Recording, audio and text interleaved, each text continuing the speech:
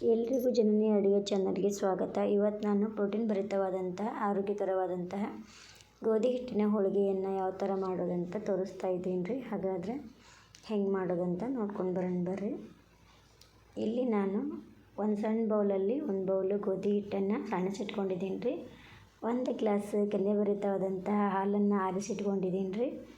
ನಾನಿಲ್ಲಿ ಸ್ವಲ್ಪ ಒಂದು ಚಿಟಿಕೆ ಉಪ್ಪನ್ನು ಹಾಕ್ಕೋತೀನಿ ರೀ ಹಿಟ್ಟಿಗೆ.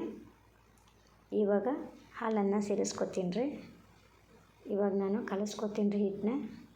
ಒಂದು ಚಿಟಿಕೆ ಅರಿಶಿನ ಪುಡಿ ಹಾಕ್ತೀನಿ ರೀ. ನಾನಿಲ್ಲಿ ನೀರನ್ನು ಸ್ವಲ್ಪ ಹಾಕ್ಕೊಂಡು ನಾನಿಲ್ಲಿ ಹಿಟ್ಟನ್ನು ಕಲಸ್ಕೊತೀನಿ ರೀ. ಈ ಹದಕ್ಕೆ ಹಿಟ್ಟನ್ನು ಕಲಸ್ಕೋಬೇಕು ರೀ. ತುಂಬ ತೆಳುವಾಗಬಾರ್ದು ರೀ. ನಾವು ಚಪಾತಿ ಮಾಡ್ತೇವಲ್ಲ ಅದಕ್ಕೆ ಸ್ವಲ್ಪ ತೆಳುವಾದರೆ ಸಾಕು.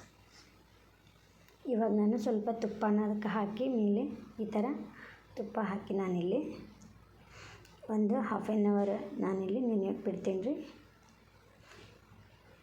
ಇಲ್ಲಿ ನಾನಿವಾಗ ಹಿಟ್ಟು ನೆನಿಲ್ರಿ. ಇಲ್ಲಿ ನಾನು ಒಂದು ಕಡಾಯಿ ತೊಗೊಂಡು ಅದಕ್ಕೊಂದು ಸ್ವಲ್ಪ ತುಪ್ಪ ಹಾಕ್ತೀನಿ ರೀ. ಇವಾಗ ತುಪ್ಪ ಬಿಸಿ ಆಯ್ತು ರೀ. ಇವಾಗ ನಾನು ಡ್ರೈ ಫ್ರೂಟ್ಸನ್ನು ಹಾಕ್ತಿದ್ದೀನಿ ರೀ. ನೀವು ಯಾವುದು ಮನೇಲಿರುತ್ತೋ ಆ ಡ್ರೈ ಫ್ರೂಟ್ಸನ್ನು ಹಾಕ್ಬೋದು ರೀ. ಎಲ್ಲ ಥರದ ಡ್ರೈ ಫ್ರೂಟ್ಸನ್ನ ಹಾಕ್ಬೋದು. ಇವಾಗ ಡ್ರೈ ಫ್ರೂಟ್ಸನ್ನ ಹಾಕಿ ನಾನಿಲ್ಲಿ ಅದನ್ನು ಹುರ್ಕೋತೀನಿ ರೀ.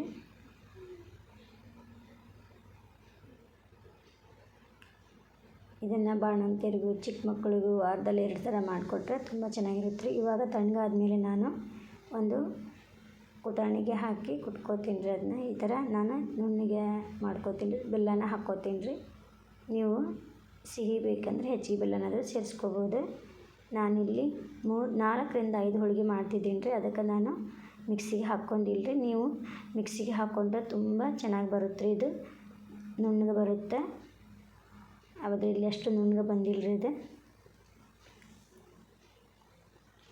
ಇಲ್ಲಿ ನಾನು ತವಾನ ಕಾಯಕ್ಕೆ ಇಟ್ಟೀನಿ ರೀ. ಇವಾಗ ನೋಡಿರಿ ಹಿಟ್ಟು ನೆಂದೈತಿ. ನೋಡಿರಿ ನಾನು ಸ್ವಲ್ಪ ಹಿಟ್ಟನ್ನು ತೊಗೊಂಡು ಈ ಥರ ಮಾಡಿಕೊಂಡು ಸ್ವಲ್ಪ ತುಪ್ಪ ಹಚ್ಕೊಂಡು ಇವಾಗ ನಾನು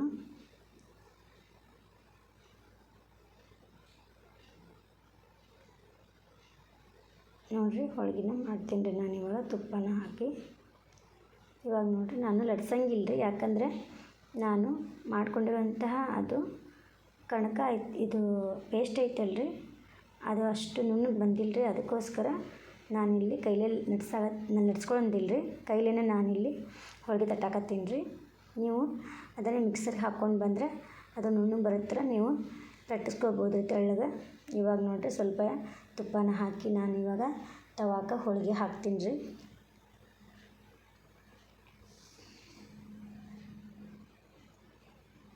ನೋಡಿರಿ ಹೋಳಿಗೆ ಒಂದು ಸೈಡ್ ಬೆಂತು. ಇವಾಗ ನಾನು ಸ್ವಲ್ಪ ತುಪ್ಪನ ಹಾಕಿ ಅದನ್ನು ಈಗ ತಿರುವು ಹಾಕ್ತೇನೆ ನೋಡಿರಿ. ಹೊಳಸಾಕ್ತೀನಿ ಎಷ್ಟು ಚೆನ್ನಾಗಿ ಬಂದಿದೆ ಅಂತ. ನೋಡಿರಿ ಎಷ್ಟು ಚೆನ್ನಾಗಿ. ಇದನ್ನ ಫುಲ್ ಸಿಮ್ಮಲ್ಲಿ ಇಟ್ಕೊಂಡು ಮಾಡ್ಬೇಕು ರೀ. ಹೋಳಿಗೆ ಇಲ್ಲಾಂದ್ರೆ ಹೊತ್ತು ಬಿಡುತ್ತೆ ರೀ. ಅದಕ್ಕೆ ಸಿಮ್ಮಲ್ಲಿ ಇಟ್ಕೊಂಡು ಬೇಯಿಸ್ಕೋಬೇಕು ರೀ. ನೋಡಿರಿ ಎಷ್ಟು ಚೆಂದ ಬಂದೈತೆ ಹೋಳಿಗೆ.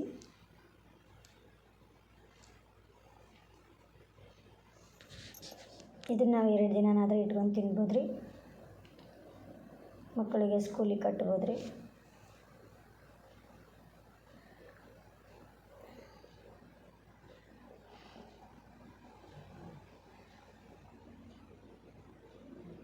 ತುಂಬ ರುಚಿ ಇರುತ್ತೆ ಇದು.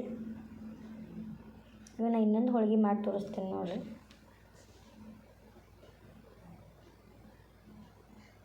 ನಿಮಗೆ ಯಾವ ಸೈಜ್ ಬೇಕಲ್ಲ ಅಷ್ಟು ನೀವು ಕಣಕ ತೊಗೊಂಡು ಹಿಟ್ಟು ತೊಗೊಂಡು ಮಾಡ್ಬೋದು ರೀ. ನಾನಿಲ್ಲಿ ಮೀಡಿಯಮ್ ಸೈಜ್ ಮಾಡ ಅಂತೀನಿ ರೀ. ನಾನಿಲ್ಲಿ ಲಟ್ಟಿಸ್ಕೊತೀನಿ ರೀ. ಲಟ್ಟಿಸ್ಕೊಂಡ್ರೆ ದೊಡ್ಡವಾಗ್ತದೆ ರೀ.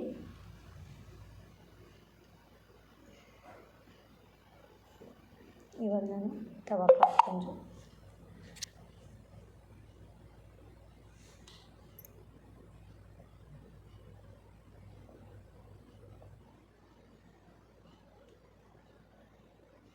ಇವಾಗ ಹೋಳಿಗೆ ಎಷ್ಟು ಚಂದ ಉಬ್ಬಿ ಬಂದದಂತ.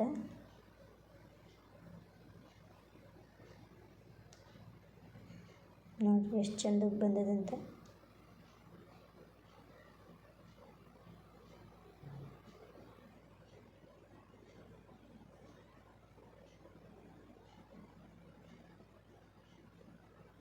ನೀವು ಮಾಡಿರಿ,